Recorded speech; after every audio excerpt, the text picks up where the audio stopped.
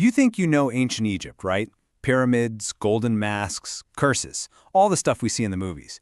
But what if I told you the real story, the stuff they don't usually talk about, is way, way stranger than anything Hollywood could dream up? Let's get into it.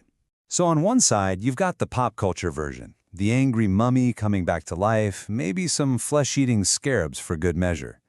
But the historical reality? Oh, it's something else entirely. It's almost unbelievably weird. For centuries, the bodies of pharaohs weren't coming back to seek revenge. They were being ground up into paint, prescribed as medicine, and unwrapped at parties for fun. And seriously, this wasn't some weird fringe idea.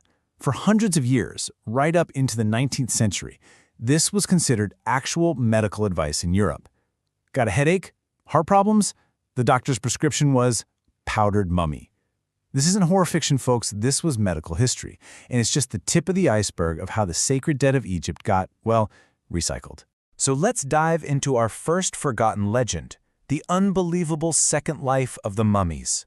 Turns out, their afterlife wasn't in the Egyptian underworld. It was in Europe and the Middle East, as recycled goods. I mean, the list of what they were used for is just astounding. Artists used them for a special brown paint, doctors handed them out like aspirin. Wealthy Victorians would actually host mummy unwrapping parties. Yep, you heard that right. It was the night's big entertainment. The demand got so crazy that when they started running low on actual ancient mummies, forgers would just make new ones using the bodies of executed criminals. Let's just focus on that paint for a second. Mummy brown. It was a real commercial product. For hundreds of years, artists could buy this paint, and its special ingredient was, you guessed it, the ground-up remains of ancient Egyptians and, sometimes, their cats. It only fell out of fashion in the 1900s, partly because of morals, but mostly because they'd literally run out of mummies to grind up. And that's where you see the ultimate tragic irony of it all. The ancient Egyptians went to these incredible lengths to preserve their bodies perfectly. It was central to their religion. They believed their soul had to find their body to be reborn in the afterlife.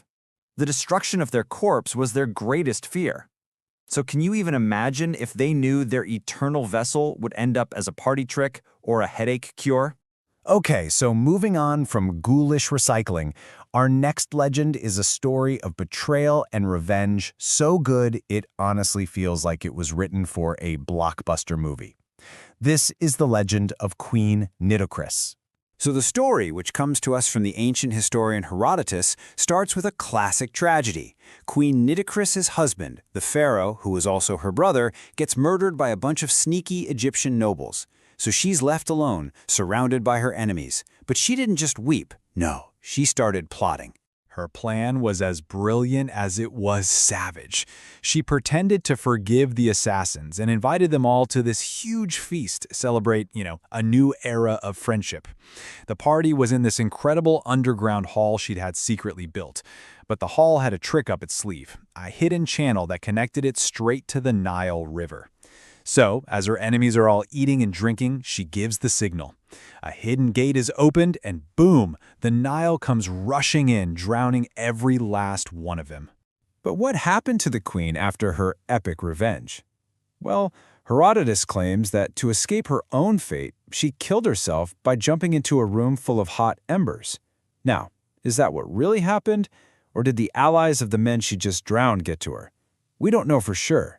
Her tomb has never been found, so she just exists now as this powerful, ghostly legend. Vengeance served cold and very, very wet. All right, for our last story, we're going to switch gears from bloody revenge to a scientific mystery that connects the ancient past with modern medicine. This is the fascinating case of Pharaoh Sennacht, the giant of the Old Kingdom. So when archaeologists looked at a skeleton believed to be Sennacht, a pharaoh from way back in the 3rd dynasty, they found something wild. The man was about 188 centimeters tall.